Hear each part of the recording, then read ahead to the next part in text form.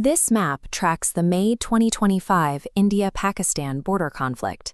Indian forces achieved 94% targeting precision. The defense grid maintained a 100% interception rate against incoming threats. Behind front lines, predictive deployment pre-positioned medical teams, yielding a 20% reduction in evacuation times. These metrics expose a severe cognitive bottleneck in modern combat. The volume of incoming drone swarms and the sheer density of battlefield sensor data have vastly exceeded the processing capacity of the human brain. Solving this bottleneck requires algorithmic sovereignty, a doctrine where a nation secures absolute domestic independence over its critical digital infrastructure and military logic systems. Operation Sindoor, the May 2025 operation executed by the Indian Armed Forces, functioned as the first live combat test of this doctrine. The results dictate a necessary shift in command structure. Militaries must transition from an operator-in-the-loop model, where a human manually executes every action, to an operator-on-the-loop model, where AI autonomously assesses and engages threats while humans provide high-level oversight. Victory in modern combat does not go to the force collecting the most data. It belongs to the force equipped to process and action data instantaneously at the tactical edge. Historically, drone warfare relied on a strict 1-to-1 ratio. One human operator controlled one remote platform.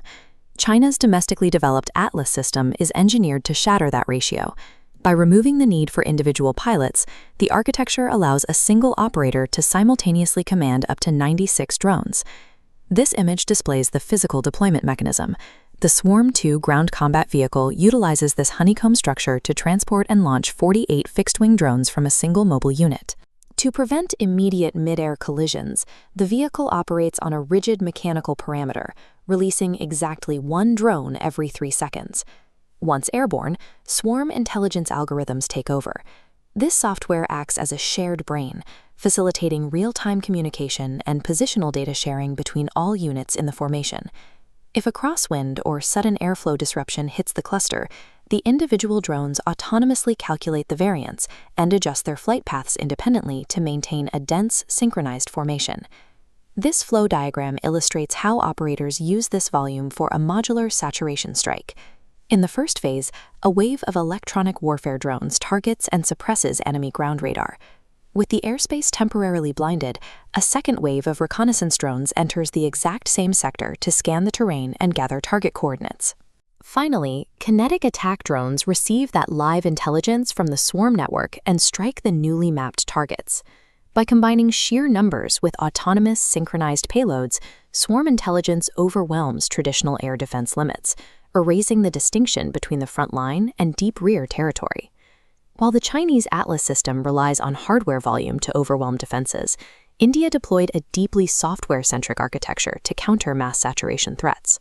During Operation Sindoor, commanders utilized 23 distinct domestically engineered software applications, weaving them into a unified command and control web. The architecture functioned on multi-sensor data fusion. It simultaneously ingested raw feeds from high-altitude satellites, surveillance drones, and ground-based radar systems. Two primary systems, Trinitra and Project Sanjay, filtered the noise from these disparate sources and synthesized them into one coherent operational picture. The output was immediate, live operational heat maps that field commanders used for real-time troop coordination and predictive targeting. Specific intelligence collation was handled by an application called AS, which tracked the precise real-time location of enemy electronic jammers and radar arrays. To prevent intelligence leaks, the Sambov platform entirely replaced commercial foreign messaging apps, running all operational communications through a secure, encrypted, indigenous network. This software fusion fed directly into an indigenous, multi-layered air defense grid, calculating intercept trajectories faster than human operators could track. This official briefing outlines the resulting capability, specifically citing the multi-layered sensors and the indigenous soft and hard-kill counter-drone systems deployed to thwart inbound waves. Constructing a closed-loop digital stack entirely free of foreign components guarantees that a military maintains absolute operational control during active combat. To eliminate latency, this architecture utilized edge computing. Instead of sending data back to a national headquarters, the AI algorithms run physically on localized servers directly inside forward command centers. If enemy electronic warfare severs external communications, the local unit retains the computing power to process intelligence and make instant tactical decisions offline. This localized processing enabled the operator-on-the-loop paradigm through tools like Akashtir, a battle management platform built by the Defense Research and Development Organization. Akashtir autonomously tracks the incoming airborne threats and actively recommends the optimal countermeasure, like assigning specific interceptor missiles, while human commanders strictly provide the final oversight. The neural networks powering this system classify and prioritize targets by running current radar telemetry against massive datasets of historical combat scenarios and simulated trajectories. Processing this volume of intelligence relies on systems like Jigyasa, India's upcoming military-grade large language model. To ensure the model generates accurate, tactically viable outputs, it is trained entirely and exclusively on classified Indian terrain maps, troop movements, and defense data. By layering generative AI over data from the Indian Meteorological Department, the system outputted highly accurate 72-hour weather and threat models deep inside hostile territory. These analytics extended to the logistics chain. Reinforcement learning algorithms continuously optimized route selection based on terrain difficulty and enemy presence, directly producing the 20% drop in medical evacuation times.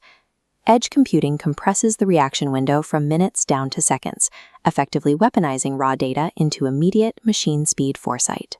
The integration of predictive algorithms and edge computing granted Indian forces complete control over the operational tempo of the 2025 conflict. By accurately anticipating and neutralizing threats before they made impact, the military executed a doctrinal pivot from deterrence by punishment to deterrence by denial. However, international organizations like the Red Cross warn of a severe structural risk embedded in the deep learning networks that make these rapid decisions possible. This illustrates the black box problem. Commanders verify raw intelligence going in and the targeting recommendation coming out, but the internal process is opaque. If the algorithm develops unanticipated patterns, it severs the link between human intent and the tactical outcome. Despite these inherent risks, Operation Sindoor clarified the future standard of defense. Wars are now fought with data, algorithms, and precision compute, making algorithmic sovereignty a non-negotiable requirement for survival in the AI age of warfare.